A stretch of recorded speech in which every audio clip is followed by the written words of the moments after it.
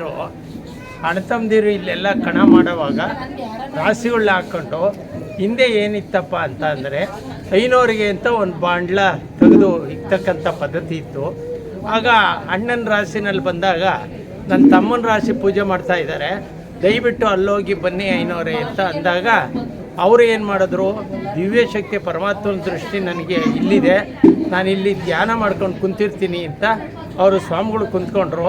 ಆಗ ಅವ್ರ ಹೆಂಡತಿ ಪೂಜೆ ಸಾಮಾನನ್ನು ತರ್ತಕ್ಕಂಥ ಅರ್ಧ ದಾರಿನಲ್ಲೇ ಇನ್ನು ಹೋಗ್ಬಿಟ್ರೆ ರಾಶಿ ಪೂಜೆ ಮಾಡಬೇಕು, ರಾಶಿ ಪೂಜೆ ಮಾಡಿದಾಗ ಐನೋರಿಗೆ ಒಂದು ಬಳ್ಳವನ್ನು ಕೊಡಬೇಕಾಗುತ್ತೆ, ತಡಿ ನಮ್ಮ ತಮ್ಮನ್ನ ನನ್ನ ಮೈದನ್ನ ಇದಕ್ಕೆ ಹೋಗಲಿ, ಅಲ್ಲೋಗ್ಬಿಟ್ಟು ಬಂದಾದ್ಮೇಲೆ ಅಷ್ಟೊತ್ತಿಗೆ ನಾವು ತುಂಬಿಕೊಂಡು ಮನೆಗೆ ತಗೊಂಡೋಗ್ಬಿಡೋಣ ಅಂತ ಹೇಳಿ ದುರಾಸೆಯಿಂದ ಅವ್ರ ಹೆಂಡತಿ ಏನು ಮಾಡಿದ್ರು ಅಂದರೆ ಪೂಜಾ ಸಾಮಗ್ರಿಗಳನ್ನ ಆ ರಾಶಿ ತರಲಿಲ್ಲ.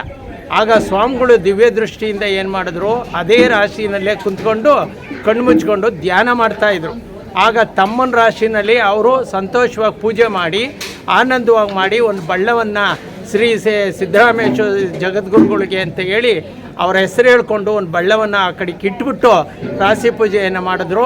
ಆ ರಾಶಿ ಪೂಜೆ ಮಾಡ್ತಕ್ಕಂಥ ಸಂದರ್ಭದಲ್ಲಿ ಅಣ್ಣನ ರಾಶಿಯ ಮೇಲೆ ಆ ಭಾಗಕ್ಕೆ ಮಾತ್ರ ಮಳೆ ಸುರಿದು ಆಗ ರಾಶಿ ರಾಗಿಗಳೆಲ್ಲ ಕೊಚ್ಕೊಂಡು ಹೊರಟೋಗಿದ್ವು. ಆಗ ಪರಮಾತ್ಮ ಯಾಕಪ್ಪ ಎಲ್ಲೂ ಮಳೆ ಬೀಳ್ತಾ ಇಲ್ಲ, ನನ್ನ ರಾಶಿಗೋಸ್ಕರನೇ ಮಳೆ ಬರ್ತಾ ಇದೆಯಲ್ಲ, ಏನು ನನ್ನ ತಪ್ಪಾಗಿದೆ ದಯವಿಟ್ಟು ಹೇಳಪ್ಪ ಅಂದಾಗ ಆ ದೇವರು ಕೂಡ ಮಾತಾಡಲಿಲ್ಲ. ಅವ್ರು ಹಂಗೆ ಧ್ಯಾನ ದೃಷ್ಟಿಯಿಂದ ಇದ್ದರು. ಆಗ ಅವ್ರೇನು ಮಾಡಿದ್ರು, ಆಗ ತಮ್ಮನಿಗೆ ಹಿಂಗಾಯ್ತಲ್ಲ ನನಗೆ ಹಿಂಗಾಯ್ತಲ್ಲ ಅಂತ ಹೇಳಿ ಹೆಂಡ್ತಿ ಮೇಲೆ ಅವರು ಗಂಡ ನೀನು ಮಧ್ಯದಲ್ಲಿ ಬಂದಾಗ ಇಲ್ಲಿ ವಿಘ್ನ ಆಯಿತು, ನಮಗೆ ದೇವ್ರು ಇಲ್ಲೇ ತೋರಿಸ್ಬಿಟ್ಟ, ಅಪ್ಪ ಜಗದ್ಗುರುಗಳೇ ಇನ್ಮೇಲೆ ನಾನು ಯಾವುದೇ ಕಾರಣದಿಂದ ತಪ್ಪು ಮಾಡಲ್ಲ, ನಾನು ಏನೇ ಬೆಳೆ ಬೆಳೆದರೂ ಕೂಡ ನಿನ್ನ ಹೆಸರು ಹೇಳ್ಕೊಂಡು ಒಂದು ಬಳ್ಳವನ್ನು ಮೀಸಲಾಗಿಟ್ಟಿರ್ತೀನಿ, ಯಾರಾದರೂ ಜಂಗಮರು ಬಂದರೆ ಇಲ್ಲ ದಾನಿಗಳು ಬಂದರೆ ಅವ್ರಿಗೆ ಕೊಡ್ತೀನಿ ಅಂತ ಹೇಳಿ ತನ್ನ ತಪ್ಪನ್ನು ಒಪ್ಕೊಂಡು ಅಣ್ಣತಮ್ಮದಿರು ಸುಖವಾಗಿ ಬಾಳ್ತಾಯಿದ್ರು. ಅದೇ ಸಂದರ್ಭದಲ್ಲಿ ಈ ಮೇಟಿಯನ್ನು ಸುತ್ತಲೂ ಬಂಡೆ ಇತ್ತು. ಈ ಮೇಟಿ ಏನು ಮಾಡಿತ್ತು, ಇದನ್ನು ಮರ ಕಡ್ದಿದ್ರಲ್ಲ ಒಣಗಿರ್ತಕ್ಕಂಥ ಕಡ್ಡಿಯನ್ನು ನಿಲ್ಲಿಸಿ ಸುತ್ತಲೂ ದನಗಳನ್ನ ಹಾಯಿಸ್ಕೊಂಡು ಭತ್ತವನ್ನು ಎಲ್ಲನ ಕೊನೆ ಹಾಕ್ತಾಯಿದ್ರು. ಅದೇ ಸಂದರ್ಭದಲ್ಲಿ ಏನಾಯಿತು, ಒಂದು ಸ್ವಲ್ಪ ದಿನ ಒಂದು 3 ತಿಂಗಳು ಆದಾದಮೇಲೆ ಒಂದು ಕಣ್ಣಲ್ಲಿ ಚಿಗುರುವನ್ನು ಕಾಣಿಸ್ತು. ಆಗ ಇಲ್ಲಿರ್ತಕ್ಕಂಥ ಯಾರೋ ಗೌಡ್ರು ಬಂದು ಇದೇನು ಒಣಗಿನ ಮರದಲ್ಲಿ ಚಿಗುರು ಹೊಡಿತಾ ಇತ್ತಲ್ಲ, ಓಹೋ ಇದರಲ್ಲಿ ಏನೋ ಶಕ್ತಿ ಇದೆ ತಡಿ ಅಂತ ಹೇಳಿ ಅವರೇನು ಮಾಡಿದ್ರು, ಅಲ್ಲೆಲ್ಲೋ ಅವ್ರಿಗೊಂದು ಗೋಚರ ಆಗಿರ್ತಕ್ಕಂಥ ಒಂದು ಕಲ್ಲನ್ನು ತಂದು ಈ ಮೇಟಿ ಹತ್ರ ಇಕ್ಕಿ ಅದನ್ನೇ ಪೂಜೆ ಮಾಡ್ತಾ ಮಾಡ್ತಾ ಮಾಡ್ತಾ ಮಾಡ್ತಾ ಬರ್ತಾಯಿದ್ರು. ಇವರನ್ನು ನೋಡೋದು ಪೂಜೆ ಮಾಡೋದು, ಇನ್ನೊಬ್ಬರು ಬರೋದು ನೋಡೋದು ಪೂಜೆ ಮಾಡೋದು, ಈ ರೀತಿ ಆಗಿ ಆಗ ಜ್ಯೋತಣ್ಣಂಥ ಮೈಲ್ನಳ್ಳಿಯರು ಎಲ್ಲ ಗ್ರಾಮಸ್ಥರು ಸೇರಿಕೊಂಡು ತಡಿ ಮಳೆಗೆ ನೆನೀತಾ ಇತ್ತ ಕಲ್ಲು, ಇದಕ್ಕೇನ ಮಾಡಿ ಒಂಚೂರು ಕಟ್ಟಬೇಕು ಅಂತ ಹೇಳಿ ಆ ಸಣ್ಣ ಸಣ್ಣ ಕಲ್ಲುಗಳು ಮತ್ತು ಮಣ್ಣುಗಳು ಸಹಿತ ಒಂದು ಗುಡಿಯನ್ನು ಮಾಡಿಕೊಂಡು ಇಲ್ಲಿ ಪೂಜೆ ಮಾಡೋದಕ್ಕೆ ಶುರುವಾದರು. ಆಗ ಯಲೇರಾಂಪುರದ ಮರಿಯಪ್ಪ ಮತ್ತು ಸಿದ್ಧಲಿಂಗಪ್ಪ ಅನ್ನೋರು ಅವ್ರ ಮನೆ ದೇವರು ಶಿವಗಂಗೆ ಆದರೂ ಸಹ ಅವರು ಇಲ್ಲಿ ಅವರು ಮತ್ತಳ್ಳಿನಲ್ಲಿ ಹೋಗುವಾಗ ಬಂದು ಈ ದೇವರಿಗೊಂದು ಈಡುಗಾಯಿ ಹಾಕ್ಕೊಂಡು ಹೋಗ್ತಾಯಿದ್ರು. ಆಗ ಈಡುಗಾಯಿ ಹಾಕ್ಕೊಂಡು ಹೋಗ್ತಕ್ಕಂಥ ಸಂದರ್ಭದಲ್ಲಿ ಅವ್ರಿಗೇನು ಅನ್ನಿಸ್ತೋ ಏನು ಕಥೆನೋ, ಅವ್ರಿಗೆ 6 ಜನ ಗಂಡು ಮಕ್ಕಳು, ಒಂದು ಹೆಣ್ಣು ಮಗು. ಅವ್ರೇನು ಮಾಡಿದ್ರು, ಅಪ್ಪ ನಾನು ಹಿಂಗೆ ಹೋಗ್ತಾ ಇದ್ದೆ ಕಂಡ್ರು, ಹಿಂಗೆ ಅಲ್ಲೊಂದು ದೇವರಿದೆ, ಏನನ್ನ ಮಾಡಿ ಒಂದು ಗರ್ಭಗುಡಿ ಕಟ್ಟಿಸ್ಬೇಕು ಅಂದಾಗ ಆಗ ಯಲೇರಾಂಪುರದ ಮರಿಯಪ್ಪನವರು ಸಹಾಯ ಹಂತದಿಂದ ಒಂದು ಗರ್ಭಗುಡಿಯನ್ನು ನಿರ್ಮಾಣ ಮಾಡಿದ್ರು. ಆ ಗರ್ಭಗುಡಿ ನಿರ್ಮಾಣ ಮಾಡಾದ್ಮೇಲೆ ಸುತ್ತ 7 ಹಳ್ಳಿ ಜನ ಊರಿನವರು ಎಲ್ಲರೂ ಕೂಡ ಮಾಡ್ಕೊಂಡು ಪೂಜೆ ಮಾಡ್ಕೊಂಡು ಬರ್ತಾ ಅವ್ರ ಮಕ್ಕಳುಗಳು ಅವರು ಎಲ್ಲ ಹೇಳಿ ಒಬ್ಬರಿಂದ ಹೋಗಿ ಪ್ರಚಾರ ಆಗಿ 853ನೇ ವರ್ಷದಿಂದ ಇಲ್ಲಿ 2025ನೇ ವರ್ಷದವರೆಗೂ ಕೂಡ ಇವತ್ತಲ್ಲ ನಾಳೆ ಅಲ್ಲ ನಾಡ್ದು ಅಂತ ಹೇಳಿ ಇವತ್ತು ಅಭಿವೃದ್ಧಿ ಆಗೋ ಬದಲು ಈ ಕ್ಷಣದಲ್ಲೇ ಅಭಿವೃದ್ಧಿಯಾಗಿ ಇದರಲ್ಲಿ ಸಿದ್ದರಾಮೇಶ್ವರಂಗೆ ಜಾತಿ ಭೇದ ಇಲ್ಲ, ಯಾವುದೇ ರೀತಿಯ ಬ್ರಾಹ್ಮಣ ಆಗಲಿ, ಲಿಂಗಾಯತ ಆಗಲಿ, ಗೌಡ ಆಗಲಿ, ಒಕ್ಕಲಿಗಾಗಲಿ, ಬಳಿಜಿಗಾಗಲಿ, ನಾಯಕ ಆಗಲಿ, ಪರಿಶಿಷ್ಟ ಜಾತಿ ಆಗಲಿ, ಪರಿಶಿಷ್ಟ ವರ್ಗ ಆಗಲಿ, ಜಾತಿ ಭೇದ ಇಲ್ಲ. ಎಲ್ರಿಗೂ ಕೂಡ ಸಿದ್ಧಗಂಗೆ ಮಠದಲ್ಲಿ ಯಾವ ರೀತಿ ದಾಸೋಹ ನಡೆಯುತ್ತೋ ಆ ರೀತಿ ಇಲ್ಲಿ ಸಿದ್ದರಾಮೇಶ್ವರನ ಸನ್ನಿಧಿನಲ್ಲೂ ಕೂಡ ದೇವರು ಎಲ್ಲರಿಗೂ ಆಶೀರ್ವಾದ ಮಾಡಿ, ನಾನು ಮರಿಯಪ್ಪನವರ ಮೊಮ್ಮಗ, ನಾನು ನಿವೃತ್ತಿ ಶಿಕ್ಷಕ ಕುಮಾರಯ್ಯ ಅಂತ ನಮ್ಮ ಜ್ಯೋತಣ್ಣವ್ರ ಜೊತೆಯಲ್ಲಿ ಆಮೇಲೆ ನಾಗರಗುಡಿಯನ್ನು ನಿರ್ಮಾಣ ಮಾಡಿ ನಾಗರಗುಡಿಗೆ ಶಾಶ್ವತವಾಗಿ ಪೂಜೆ ನಡೆಯೋದಕ್ಕೂ ಕೂಡ ವ್ಯವಸ್ಥೆ ಮಾಡಿದ್ದೀವಿ. ಇಲ್ಲಿ ದಾಸೋಹ ಭವನ ನಿರ್ಮಾಣ ಮಾಡಬೇಕು ಅಂತ ಇದ್ದೀವಿ. ಪ್ರತಿ ಸೋಮವಾರ ಇಲ್ಲಿ ಬರ್ತಕ್ಕಂಥ ಭಕ್ತಾದಿಗಳಿಗೆ ಅನ್ನ ಸಂತರ್ಪಣೆ ಮಾಡಬೇಕು ಅನ್ನೋ ಸಂಕಲ್ಪ ಇದೆ. ಆ ಸಿದ್ದರಾಮೇಶ್ವರ ಭಕ್ತಾದಿಗಳು ಮನಸ್ಸು ಕೊಟ್ಟು ಆ ಸಂಕಲ್ಪ ನೆರವೇರಿಸ್ತಾನೆ ಅಂತ ಈ ಸಂದರ್ಭದಲ್ಲಿ ಹೇಳುತ್ತಾ, ಯೂಟ್ಯೂಬ್ ಚಾನೆಲ್ ರವೀಂದ್ರನಾಥ್ರವರಿಗೆ ಆರೋಗ್ಯ ಐಶ್ವರ್ಯ ಧನಕನಕ ವಸ್ತುವಾಹನಾದಿಗಳನ್ನು ಕೊಟ್ಟು ಅವ್ರ ಕುಟುಂಬ ಅಭಿವೃದ್ಧಿಯಾಗಿ ಬೆಳೀಲಿ. ಮತ್ತು ಈ ಚಿಕ್ಕನಹಳ್ಳಿ ಗ್ರಾಮಸ್ಥ ಇದು ನಮ್ಮ ಮೂಲ ಸಿದ್ದರಾಮೇಶ್ವರ ರೀತಿಯಲ್ಲಿ ಅಭಿವೃದ್ಧಿ ಆಗಲಿ ಅಂತ ಹೇಳಿ ಈ ಸಂದರ್ಭದಲ್ಲಿ ಹೇಳ್ತಾ, ಈ ಚಿತ್ರೀಕರಣ ಮಾಡಿದಂಥ ಇವರಿಗೆ ತುಂಬ ಹೃದಯದ ಧನ್ಯವಾದಗಳನ್ನು ಅರ್ಪಿಸಿ, ಮತ್ತು ಈ ಕುಟುಂಬ ಏನಿದೆಯೋ ನಮ್ಮ ಕುಟುಂಬದ್ದು ಅಲ್ಲ, ಈ ಭಕ್ತಾದಿಗಳ ಕುಟುಂಬಕ್ಕೆಲ್ಲ ಕೂಡ ಸಿದ್ದರಾಮೇಶ್ವರನ ಕೃಪಾಶೀರ್ವಾದ ಇರಲಿ. ಚಿಕ್ಕನಹಳ್ಳಿ ಗ್ರಾಮಕ್ಕೆ ಮಳೆ ಬೆಳೆ ಎಲ್ಲ ಅಭಿವೃದ್ಧಿ ಆಗಲಿ. ಧನಕನಕ ವಸ್ತುವಾಹನಾದಿ ಅಷ್ಟೈಶ್ವರ್ಯ ಕೊಟ್ಟು ಇನ್ನೂ ಕೂಡ ಸಿದ್ದರಾಮೇಶ್ವರ ಮಾಡ್ತಕ್ಕಂಥ ಭಕ್ತರುಗಳನ್ನು ಕರೆಸ್ಕೊಂಡು ಅಯ್ಯಪ್ಪ ಅವರ ಕಷ್ಟಗಳನ್ನೆಲ್ಲ ನಿವಾರಣೆ ಮಾಡಿ ಅಭಿವೃದ್ಧಿ ಮಾಡಲಿ ಅಂತ ಹೇಳಿ ಆ ಎಲ್ಲ ಸರ್ವ ಜನಗಳ ಪರವಾಗಿ ನಾನು ಸಿದ್ದರಾಮೇಶ್ವರನ ಪ್ರಾರ್ಥನೆ ಮಾಡಿಕೊಂಡು ಶಿರಸಾಷ್ಟಾಂಗ ನಮಸ್ಕಾರಗಳನ್ನು ಮಾಡಿ ನನ್ನ 2 ಮಾತುಗಳನ್ನು ಆಡೋದಕ್ಕೆ ಅವಕಾಶ ಮಾಡಿಕೊಟ್ಟಂಥ ನಮ್ಮ TV ಮಾಧ್ಯಮದ ಮಿತ್ರರಿಗೆ ನಾನು ವಂದನೆಯನ್ನು ಅರ್ಪಿಸ್ತೀನಿ.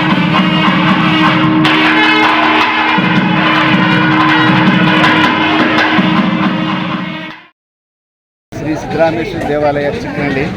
ಈ ದೇವಾಲಯ ಸುಮಾರು 350 ವರ್ಷಗಳ ಹಿಂದಿನ ದೇವಾಲಯ ಆಗಿದ್ದು, ಈ ದೇವಾಲಯವನ್ನು ಈ ಹಿಂದೆ ಗರ್ಭದ ಒಂದು ಆಲಯವನ್ನು ಎಲೆರಾಂಪುರದ ಎಲ್ಲ ಒಂದು ಭಕ್ತಾದಿಗಳು ಸೇರಿ ಜೀರ್ಣೋದ್ಧಾರ ಮಾಡಿದರು. ತದನಂತರ 2010ರಲ್ಲಿ ಮತ್ತೆ ಈ ದೇವಸ್ಥಾನ ಜೀರ್ಣೋದ್ಧಾರ ಮಾಡೋಕ್ಕೆ ಅಂತೇಳಿ ಎಲ್ಲ ಭಕ್ತಾದಿಗಳು, ಊರಿನ ಮುಖಂಡರುಗಳು, ರಾಜಕೀಯ ವ್ಯಕ್ತಿಗಳು ಎಲ್ಲರೂ ಸೇರಿ ಶುರು ಮಾಡಿದ್ವಿ. ಆ ಟೈಮಲ್ಲಿ ಸುಮಾರು 5 ರಿಂದ 6 ವರ್ಷಗಳ ಕಾಲ ದೇವಸ್ಥಾನವನ್ನು ಜೀರ್ಣೋದ್ಧಾರ ಮಾಡೋಕ್ಕೆ ಸಾಧ್ಯವಾಗಿರಲಿಲ್ಲ.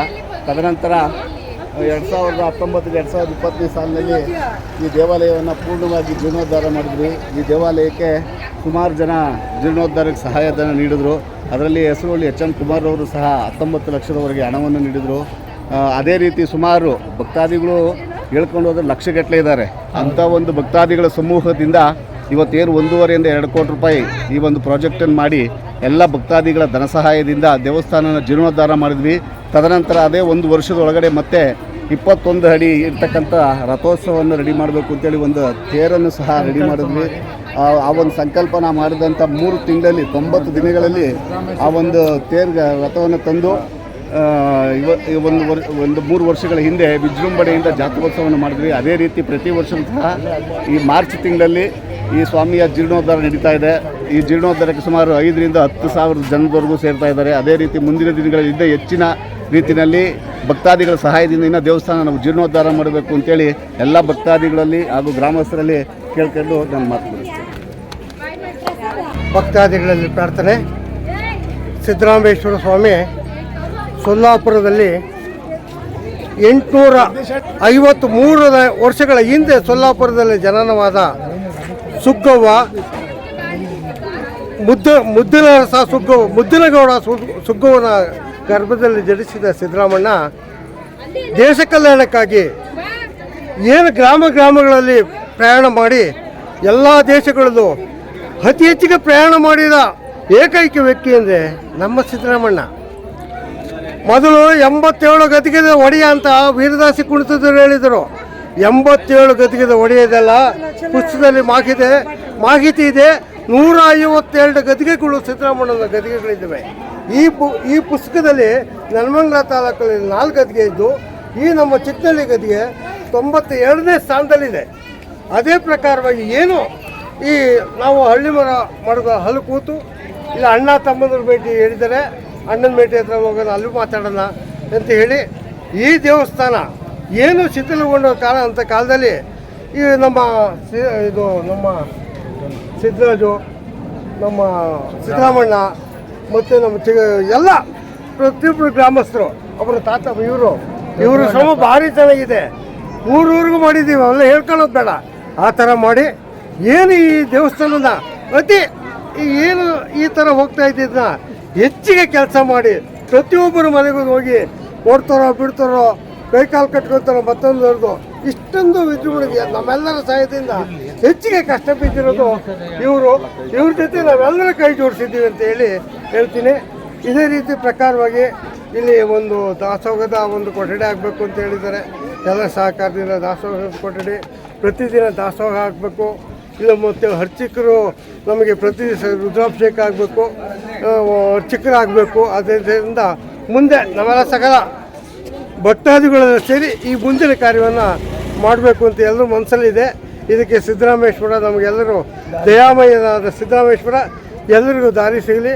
ಭಗವಂತ ಇವತ್ತು ಏನು ಇಲ್ಲ ನೆಲೆಕೊಂಡಿದ್ದರೋ ಎಲ್ಲ ಸಮಸ್ತ ಭಕ್ತಾದಿಗಳಿಗೆ ಆಯಸ್ಸು, ಆರೋಗ್ಯ, ಐಶ್ವರ್ಯ, ದನಕರ್ಣಕ ವಸ್ತು ವಾಹನವನ್ನು ಕೊಟ್ಟು ಸಿದ್ದರಾಮೇಶ್ವರ, ನಮ್ಮ ನಾಗದೇವತೆ, ಮಲ್ಲಿಕಾರ್ಜುನ ಸ್ವಾಮಿ ಎಲ್ರಿಗೂ ಆಶೀರ್ವಾದ ಸಿಗಲಿ ಅಂತ ಈ ಸಂದರ್ಭದಲ್ಲಿ ಹೇಳ್ತೀವಿ. ಜ್ಯೋತಿಲಿಂಗಪ್ಪ, ಕಲಾವಿದ, ಬೆಂಗಳೂರು.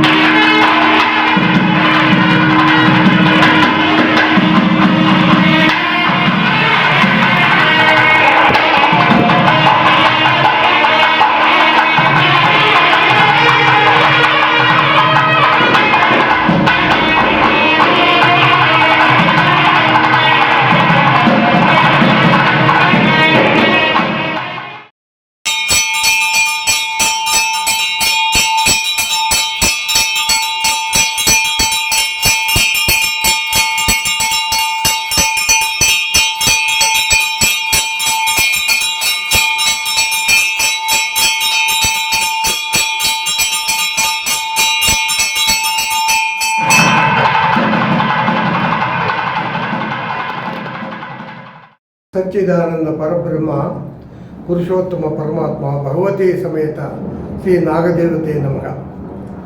ಸ್ವಾಮಿ, ಇದು ಪುರಾತನ ಕಾಲದ ದೇವಸ್ಥಾನ. ಸುಮಾರು 800 ವರ್ಷಗಳ ದೇವಸ್ಥಾನ. ಇದು 12ನೇ ಶತಮಾನದ್ದು.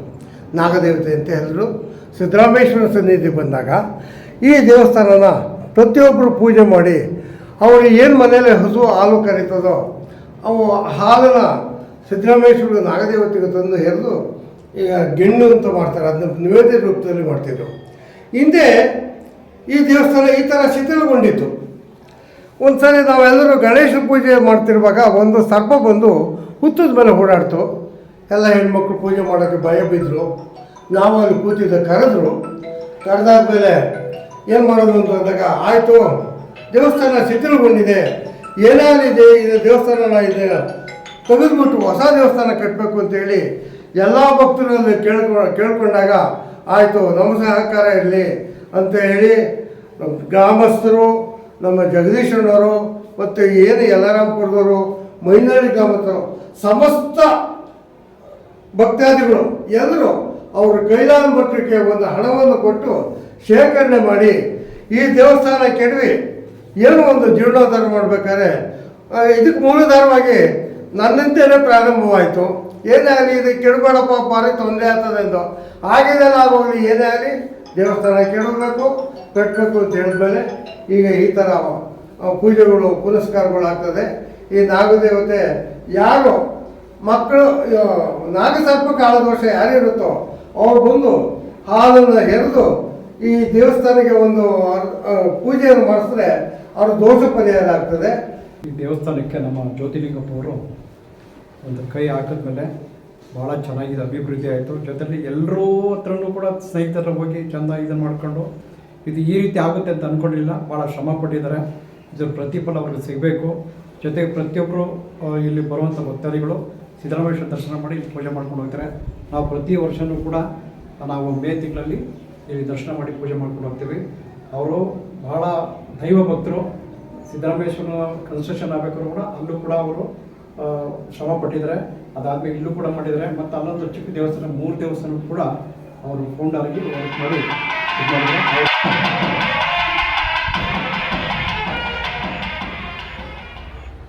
ಸಿದ್ದರಾಮೇಶ್ವರ ದೇವಸ್ಥಾನ ಇದು ಸಿದ್ದರಾಮಣ್ಣ ನೆಲ್ಕೊಂಡಿರೋಕ್ಕೆ ಕಾರಣ ಇಲ್ಲ, ಅಣ್ಣನ ಭೇಟಿ ತಮ್ಮನ ಭೇಟಿ ಅಂತ 2 ಭೇಟಿ ಇದು.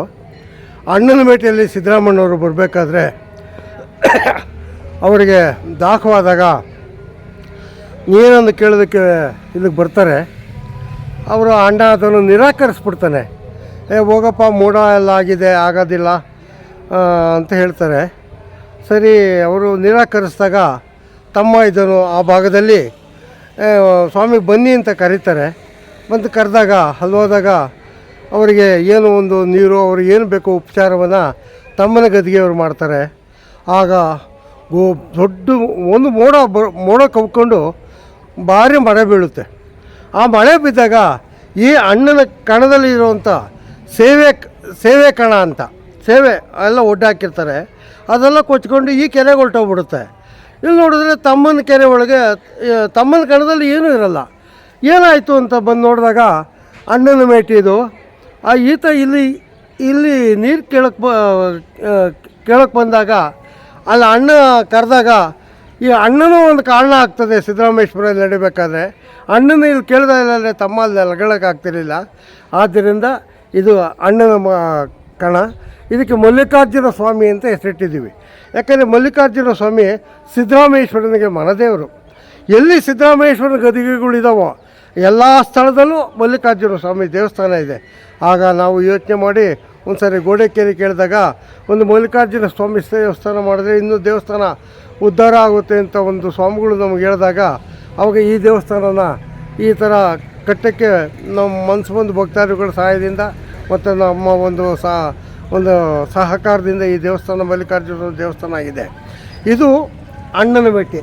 ಈ ಬಿಲ್ಪತ್ರೆ ಮರನ ಇದೇ ಗ್ರಾಮದ ಈಗ ಅಧ್ಯಕ್ಷರಾಗಿರೋಂಥ ಸಿದ್ದರಾಮೇಶ್ವರ ಸ್ವಾಮಿ ಆದಂಥ ಗಂಗರಾಜು ಅವರು ಅವ್ರ ಕುಟುಂಬದವರು ಈ ಬಿಲ್ಪತ್ರೆ ಮರವನ್ನು ನೆಟ್ಟಿ ಜಗತಿ ಕಟ್ಟಿ ಇದು ಮಾಡಿದ್ದಾರೆ. ಅದಕ್ಕೆ ದೀಕ್ಷೆ ಆಗಿಲ್ಲ. ಈಗ ಇವರು ಮೊನ್ನೆ ಏನೇ ಆಗಲಿ ಮಲ್ಲಿಕಾರ್ಜುನ ಸ್ವಾಮಿ ದೇವಸ್ಥಾನದ ಮೇಲೆ ವಿಗ್ರಹ ಸ್ಥಾಪನೆ ಆಗಬೇಕು, ಮುಂದಕ್ಕೆ ಒಂದು ಒಪ್ಪರ ಆಗಬೇಕು ಮತ್ತು ಬಿಲ್ಪತ್ರೆ ದೀಕ್ಷೆ ಆಗಬೇಕು. ಆದ್ದರಿಂದ ಈಗ ಏನು ಈ ಕಾರ್ತಿಕ ಮಾಸ ಕಳೆದ ಮೇಲೆ ಕೆಲಸ ಹಿಡಿದ್ಬಿಡ್ಬೇಕು ಅಂತ ನಮ್ಮನ್ನು ಕೇಳಿದಾಗ ಆಯ್ತಪ್ಪ ನಾವು ಸಹಕಾರ ಮಾಡ್ತೀವಿ ಅಂತ ಗಂಗರಾಜ್ ಅವರು ಮತ್ತು ಗ್ರಾಮಸ್ಥರ ಒಂದು ಸಹಕಾರದಿಂದ ಈಗ ಇಷ್ಟರಲ್ಲೇ ಇದು ಅಣ್ಣನ ಮೇಟಿ ಮೇಲೆ ಒಂದು ಈಶ್ವರನ ದೇವಾಲಯ ಪ್ರತಿಷ್ಠಾಪನೆ ಆಗುತ್ತೆ. ಮತ್ತು ಅವರ ಪ್ರಕಾರವಾಗಿ ಇದು ಬಿಲ್ಪತ್ರ ಮರೆ ಅವರೇ ಗದ್ಗೆ ಕಟ್ ಮಾಡಿರುವಂಥ ಬಿಲ್ಪತ್ರ ಮರೆಗೆ ಒಂದು ದೊಡ್ಡ ಸ್ವಾಮೀಜಿಯವ್ರನ್ನ ಕರೆದು ಒಂದು ದೀಕ್ಷಾ ಮಾಡಬೇಕು ಅಂತ ಪ್ರಯತ್ನ ಪಟ್ಟಿದ್ದೀವಿ. ಇದು ಮಲ್ಲಿಕಾರ್ಜುನ ಸ್ವಾಮಿ ಗದ್ಗೆ, ಸಿದ್ದರಾಮೇಶ್ವರದ ಸನ್ನಿಧಿ. ಇಲ್ಲಿ ಕೂತು ಅಲ್ಲಿ ಹೋಗಿರುವಂಥ ಜಾಗ.